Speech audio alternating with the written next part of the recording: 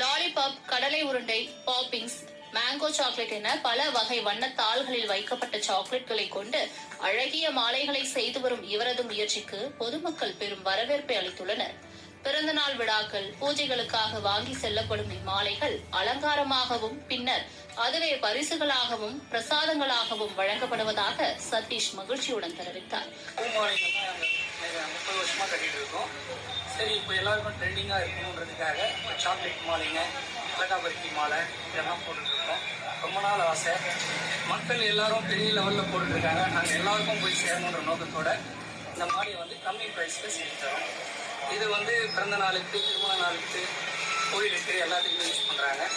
போட்டு முடிச்ச பின்னாடி மக்களுக்கு எல்லாருக்கும் இந்த சாக்லேட்ஸ் எல்லாமே யூஸ் பண்ணிக்கலாம். இது மக்களுக்கும் யூஸ்ஃபுல்லாக இருக்குது. நாங்கள் இப்போ குறைந்த விலையில தான் எல்லாமே மேலும் மலர் மாலைகள், கேக்குகளை விட குறைந்த விலையில் இவைகள் கிடைப்பதால் பொதுமக்கள் அதிக அளவில் ஆர்டர்கள் செய்வதாக தெரிவித்த அவர், மாலைகள் ஓரிரு நாட்கள் மட்டுமே பயன்படுத்த முடியும் நிலையில் கூடுதலாக சில நாட்கள் வரை இது பயன்படுத்தலாம் என அவர் தெரிவித்தார். எது எப்படியோ உதிர்ந்த மாலைகளை கண்டுகொள்ளாத பார்வையாளர்கள் உதிரும் சாக்லேட்களுக்காக காத்திருப்பார்கள் என்பதில் ஐயமில்லை. மாலை முரசு தொலைக்காட்சி செய்திகளுக்காக திருப்பத்தூர் செய்தியாளர் மீனாட்சி சுந்தரம்.